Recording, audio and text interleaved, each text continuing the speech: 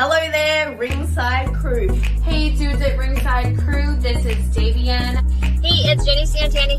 This is Elsie. This is the Savage Juggernaut, Damaku. Inside Ring! This is Thomas D. Bruff. This is Billy Starks. Mr. Chad Epic. Megan Mason. Hey everybody, Scotland's own Brody Adler. The headliner in charge, Marco Mania. This is your girl Charisma. Papa Dink, Brendan Dinker. This is According to Woods. Savannah Summers. I'm Shorty. Tasman inside. You are watching The internationally known Dudes at Ringside podcast, hosted by Metal Geek and Joe the Panther Jr.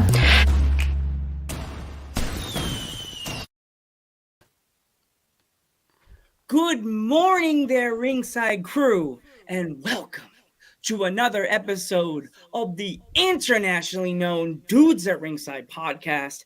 I am your host, Joe the Panther the Third, and now from a very sleepy, might I add, zombie-like mosh pit, it's the happy heel himself, the Metal Geek. Yeah, what's going on, Ringside Crew? What's going on internationally known? What's going on, Joe? How's it going? Had my coffee this morning. We're all ready to go. We're all ready to rock. So you want to introduce the guest, Joe? Oh my gosh. What live right now with us from AAA Wrestling. It's the one, the only. Let's give a warm Dudes at Ringside welcome to Sam Adonis. Hello. What's going on, everybody? What's going on? Sam, welcome. It's an honor to have you. Coming live to you from Birmingham, Alabama. I had two shows yesterday at a Hispanic Heritage Festival, and it was about 95 degrees out, so I was super tired. Slept through my alarm. We were supposed to finish an hour ago. And last night I was solicited to be a prostitute, which was kind of cool. Walking to the gas station, some people were honking the horn and like, hey, come on. Come out of the gas station. He's waiting for me in the parking lot. Hey, how are you? Come on. Walking back to the hotel. Come on, let's go. And I said, no, I'm good. So I kind of feel pretty good about that. Like, I mean, I don't know if maybe I'm just like wrong place, wrong time, but I mean, at least he asked. He was interested. So, cool. Birmingham's been good to me. That's something that probably doesn't happen to you often when you're going to like wrestling events in a hotel, I guess. Well, I mean, I get solicited for a lot of things, but usually it's not involving being paid for sex. So that was the first one. When in Alabama, right? And of all places for it to happen, Alabama. I mean, you could be in Alabama, New Jersey, or you could be in, some area that's just kind of more well known for being insane. But this place is Southern hospitality at its best. Yep, there we go. So, if our fans are not familiar with you, and why would they not be, introduce yourself. Well, I don't know. It'll probably sound kind of vain, but I probably would call myself the most interesting wrestling you've never heard of. The most interesting wrestler you've never heard of. I've been wrestling 15 years all over the planet. I had a WWE contract when I was 21, and that kind of snowballed into just a million opportunities outside the United States. And the cool thing is, like, I did a very almost old school take on how to be a journeyman wrestler. I spent 4 years in England. I spent 2 years in Mexico. I've been back and forth to Japan, and now I'm back and forth to Mexico while doing the American Independence. It's awesome. I'm at a very, very high level as far as respect who I work with and what I'm able to do, but it's all kind of lacking the internet buzz, if you will. It seems like anymore there's 5 or 6 promotions that the internet is glued to, and unless it happens there, nobody cares and nobody's looking to find out there. I kind of consider myself a fine wine. Now, those who know, wine connoisseurs, are all about Sam Adonis. The ones that really dig deep and like the international wrestling and they pay attention to what makes a good wrestler. That's cool. It would be nice to be a little bit more recognized on some of the shows, but at the same time, some of these American independents have 150, 200 wrestlers dying to wrestle for them for free. I want to get my foot in the door. I need some exposure. So everybody's knocking the door. When some of these opportunities come up for me, So I can't do that. I'm in Mexico City that day. Okay, well, yeah, I'm off that day. What's the pay?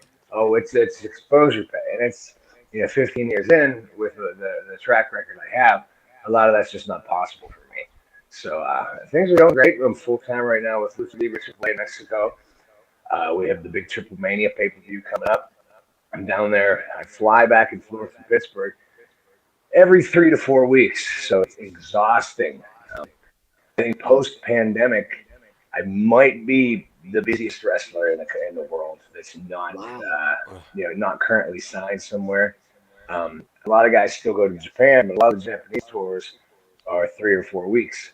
I don't think there's anybody on earth right now that's flying internationally as much as I am. And it's back and forth on a regular basis. And I think there's a certain amount of value and stock to that. So I'm definitely proud of what I've accomplished. And I still believe, even though it's 15 years in, the best is definitely yet to come. Yeah, definitely. Definitely, man, definitely. So, I don't know if you want to talk about this, but the whole thing with you turning heel in Mexico. With the I started in heel in Mexico. Well, yeah. in Mexico, so I've always been a heel, and there's a market. I always tell young wrestlers there's a lot of opportunity out there beyond, WWE, Game Changer Wrestling, Impact. There's ways to make wrestling work for you. And to make a living as a wrestler, you need to find where the money is for you. You don't have to, conform. You don't have to chase a contract assignment. So all my opportunities kind of presented themselves to me, and I had to make a decision whether I want them or not. So an opportunity came up to work in Mexico City, and the 4 years I spent in England, my role is the foreign villain. It's kind of simple if you think about it. Foreign villains have gotten over in every wrestling company all over the planet for the last 100 years, but we don't look at it as American wrestling fans. We don't look at it through the eyes of someone else. But America is generally the biggest supervillain in the world. To the rest of the world, we're the one with all the money that bully people into doing what we want them to do. So naturally, when you go to a different country, we're the heels. So coming in, I fail the stereotypes. I'm tall, I'm loud, I'm obnoxious, everything like that. In England, I was always a obnoxious American heel. My job is to come in and make people angry and get my butt kicked or set up for next month, whatever we have to do. I'm a classic old school heel, and Mexico was no different. I came to town. I had to learn their style, learn the lucha libre in Arena Mexico, which is a lot more difficult than people realize. And I started off as a heel. I was main event on Friday night Arena Mexico show, and they really pushed me from the get-go. Everything was going great, and I did a pay-per-view where I was the American representative in a world tournament. So I wear tights like Rick Rude used to, and airbrush, and always update on whatever's contemporary. I ended up putting Donald Trump on my tights, just kind of like tongue in cheek. It was a joke, like, oh, that'd be funny. Yeah, they'll hate that. And all of a sudden, backstage before the show, every wrestler was just howling, and the boss is like, dude, that's awesome, that's funny, that's clever. And I kind of knew, like, I didn't think that would be that big of a deal. And after that, everything started to fall into place where I said, you know what? I used to come off the ring with an American flag, and I always got good heat by moving in and doing it at the right time, right place. What if I put Trump's face on a flag? And it was like, it wasn't this contrived idea that everybody thinks it was, that I was like manipulating the system to be a big racist heel in Mexico. It was like tongue in cheek. And it got over so big, so fast, that within probably 3 weeks, the company knew that I was the top heel in the company. So that, fast forward, that led to a hair versus hair match with Blue Panther, which is the biggest legend down there. And then a couple months later, I did a hair versus hair match with Negro Casas. So my run with CMLL was a little bit over 2 years, but I mean, a lucha fan will tell you that the value and the prestige of those matches. That if I never wrestled again in Mexico, that 2 years was almost a legendary run. Just having that much power, people will talk about me forever for that, and that ultimately led to my experience level growing and being invited to wrestle for AAA, which is a little bit bigger of a company and a little bit more widely known. Wow. Yeah. So, yeah, your turn, Geek. My turn. right. So has it hit you yet with like your success with AAA, or are you still like, oh my gosh, I'm doing this much with AAA right now? It's I always say that in wrestling, everything kind of happens so slowly that you don't appreciate it till you look back. To me, it's cool. I'm happy to be here. I love working at AAA. I love working with the guys I get to work with.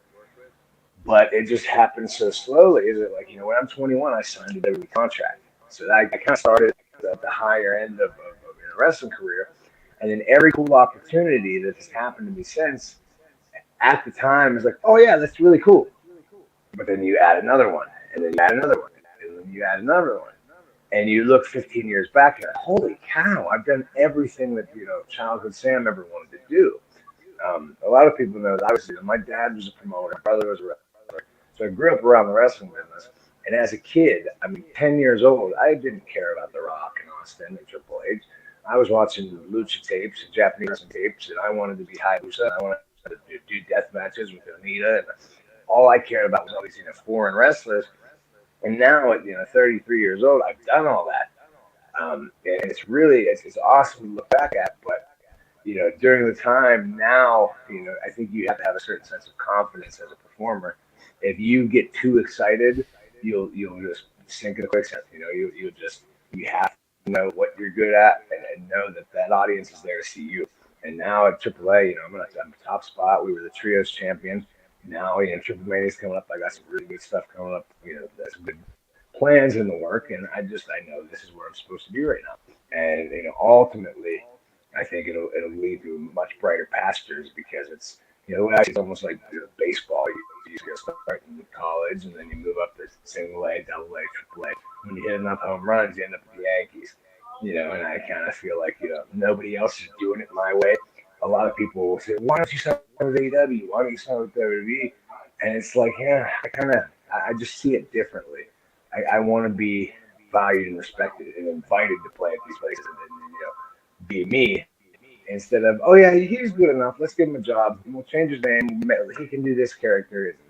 It's like it's the norms of how to be a wrestling star have changed so much. I'm a little bit more old school in my approach. Yeah, it's like the indies today are really white hot because now you have IWTV, you have all these streaming services, so somebody could look up somebody and be like, wow, I want to look up this guy, and they start talking. They don't even need to ask for a tape or nothing. Just go on their YouTube page and they'll see clips or Instagram, and you have TikTok and everything like that. So it's really simple just to look up wrestlers now today. Well, a lot of the American independents, though, it's a little bit more of a facade, if you will, because so many of them have their presence and have their reputation, but very few of them are actually making money. The term wrestling business is an oxymoron. It's the wrestling culture would probably be more apt of a name because people want the attention and what did you hear what this company did? Oh my God, you know what this company did. But the fact that wrestlers have to take pay cuts to be on those shows, they can't keep their budget. They can't pay everybody at their value in order to put these shows on. To me, they're not really. That's not the wrestling business. You can find these. There's 30 companies in the United States that have buzz per se, and if you're looking for them, they're constantly trying to find wrestlers to put out there. But there's almost another unseen level of professionalism up top that nobody really gives any credit or validity to. There's guys that make a lot of money. Guys like Carlito and Chris Masters wrestle 5 nights a week, at $1,500 a pop. And these are the guys that, you think, oh, the wrestling business is young and hot and hip and trying to get WWE. Where to me, the wrestling business is making as much money as you can, and you can make more money out of WWE than you can at WWE. But there's so many norms that have just become the way they are. People don't even think of the outside, the big picture. I think our job as wrestlers is to get people to watch wrestling and get people involved. And so much of the current wrestling market and climate is just in the box. And every wrestling fan from this company watches this company and knows this guy and this guy. Twitter wrestling fans are, there's only so many of them, and they all know and love the same people. Where are the people that you go out and find them? I as a performer, and a lot of wrestlers can go to a show and they can see a guy in the second match that nobody knows, nobody cares about on the internet. I can say, that's the guy right there. He's the one. He's the one that's going to make money. He's the one that's a star. And that's, this kind of ties into why so many wrestling fans, they say, why did WWE hire that guy? Why did AEW hire that guy? Because there's a lot more going into it than just being, athletic and agile on your favorite IWTV wrestling program. Yeah. Totally. You're right, Sam. Totally. Yeah. It's like there's people right now that fight over like, oh, AEW is better than WWE, but like me and Geek, we like both. Geek like AEW more than I'm more like old school, so I'm like WWE. But like right now, I like both. I do like both. I focus a lot more on the indie scene and AAA because I grew up with my grandfather being a masked wrestler, and I'm like, wow, AAA. And I brought my friend that just watched WWF. I got him every Sunday morning to watch AAA with me. Right. He didn't speak a little Spanish, and he was watching all the action. He would be watching the action, do the wow, awesome. Yeah. And then it was my white friend. He would go, what is? Yeah, you need to do. And I'm like, I don't speak Spanish either. I'm just watching it like you. Right. You got. I think personally, you got to find the lowest common denominator. People look at the Rocks and the Austins, and they don't really. Hulk Hogan and Pipers. People all want their career to be the biggest, famous, best wrestler ever, but they're not understanding what made them the best wrestler ever. They didn't do the coolest moves. It wasn't just their funny promos. There was 1,000 assets that made them, their believability, their anger, their frustration, their point. A lot of people cut promos now just to be funny. And they try to get as many jokes in 2 minutes as they can just to make people laugh. And that might make them laugh. But unless you have a real valid point, it's just talking. That's why the Attitude Era got so hot, because it was the first time revolutionary. Everybody on earth can relate to, I hate my boss too. This dude is finally standing up for us. He's the one. Austin actually hates his boss, and he's going to do something about it. I love this shit. Nobody sees that. More wrestlers are more blind to the point than most wrestling fans. A lot of the wrestlers are so just consumed with here and now and do it this way because this is the way it is. Let's get as many Twitter followers as we can, and let's sign a wrestling contract. And then 8 months later, they learn the truth, and they say, this isn't what I love about wrestling. And they want out of their contract. It's just a crazy world. I still love it. I just kind of do my best to stay away from a lot of that. I've always kept myself at a high quality of independent shows. In the USA, I don't do many. Warrior Wrestling in Chicago has been kind of my staple. Other than that, I mostly do lucha shows in the United States. The Mexican promoted ones that feature AAA guys. But I think there's a certain amount of value in keeping your distance from the current independent wrestling scene, because a lot of the times the pros look at the independents a certain way, and when independent guy gets to WWE with all their independent habits and their independent beliefs, it's not necessarily a good thing. So I think if you could hold yourself in high respect and try to, what would Roman Reigns do? What would he respect? What does he like? That's my ultimate goal, and it's as simple as saying you dress for the job you want, not for the one you have. Also, that's what I guess. Yeah. Also, to go back to the Donald Trump thing, sorry to go back to it, but what was let's go back. Honestly, I did. It's not till now that I look back in hindsight that I realize how dangerous it was. And now I was a 26-year-old single man in Mexico City. I was just living life to the fullest, on the edge, having fun. I didn't care about consequences. Screw it. I got my friends here. We're fine. security's not gonna let anything happen.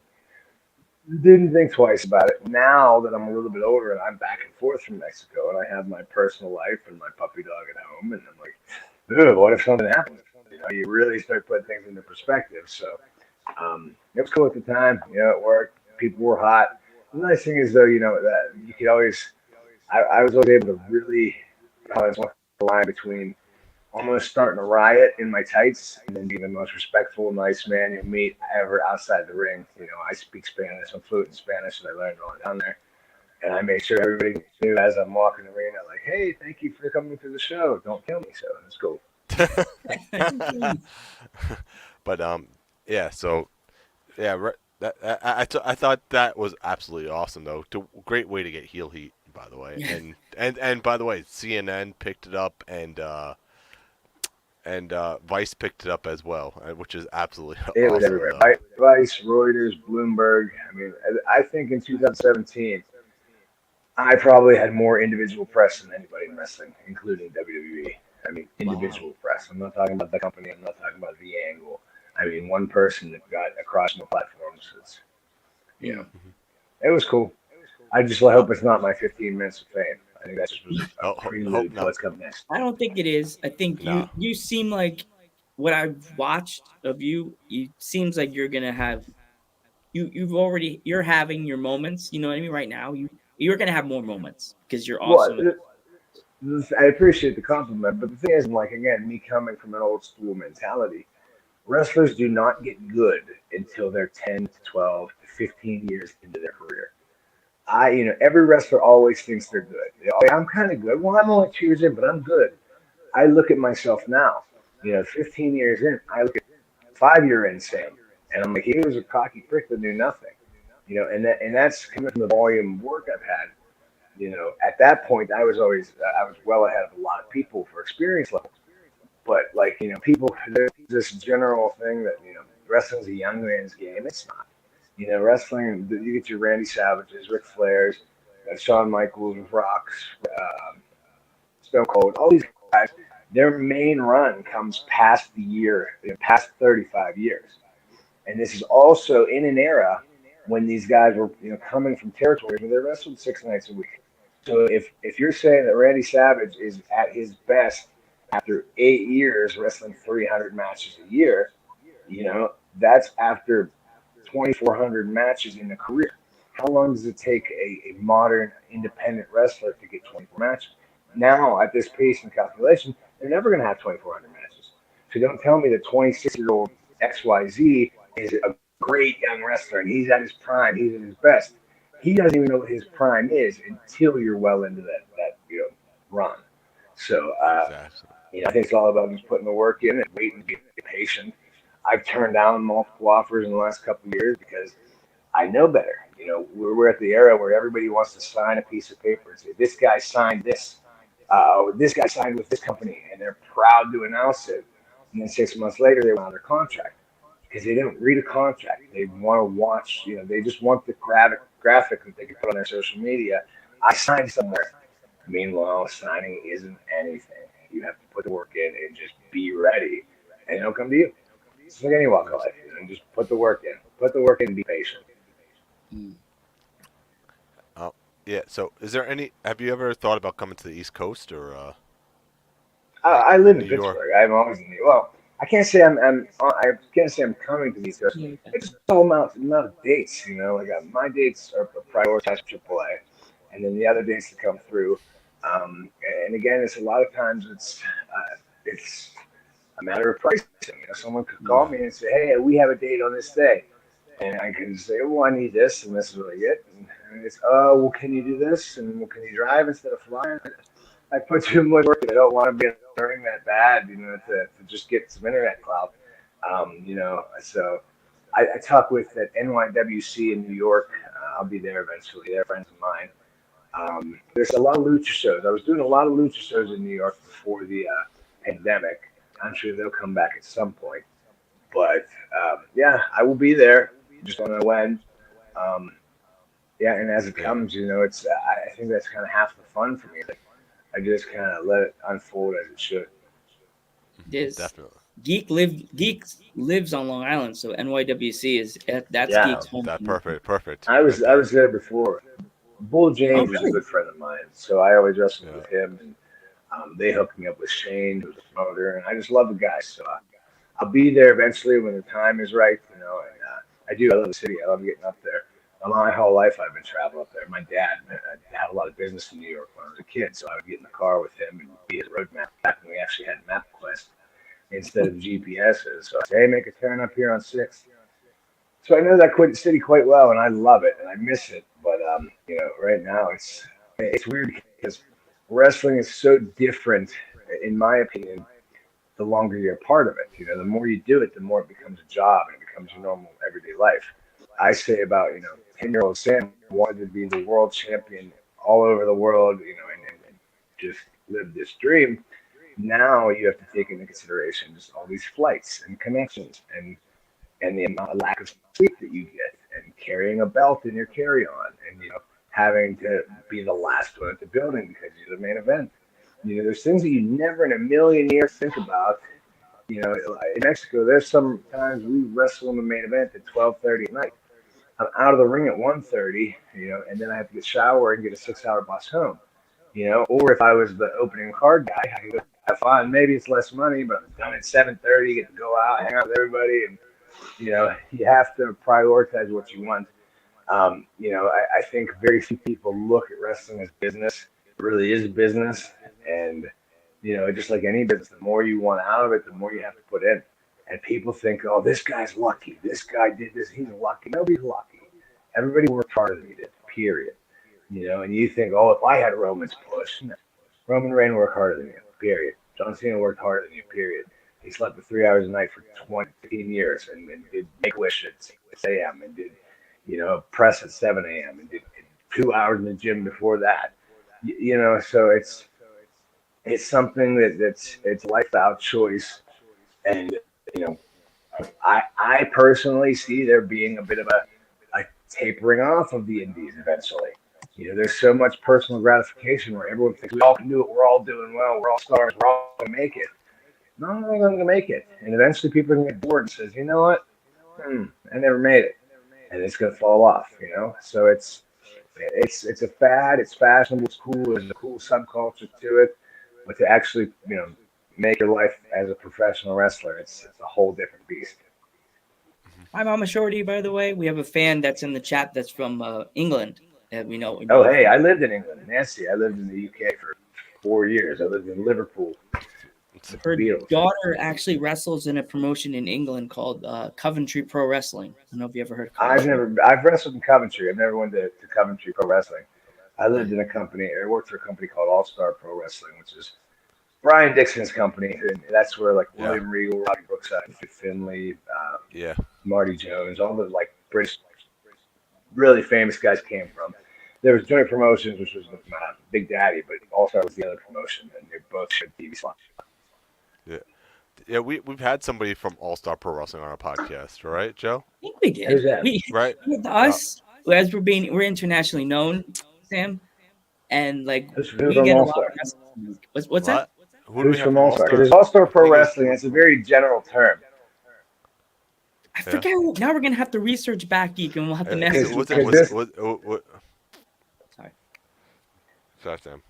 AllStar Wrestling is actually I'm sure it's probably different than AllStar Pro Wrestling. AllStar Wrestling is I don't know. You have to tell me who it was, but I know there's a lot of AllStar Wrestlings all over the world. And AllStar, if they work for my AllStar, I probably know who they are. That was the busiest and oldest touring company in the United Kingdom.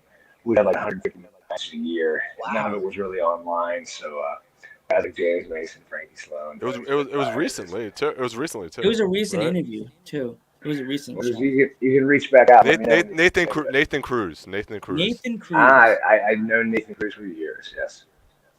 I've known him a long time.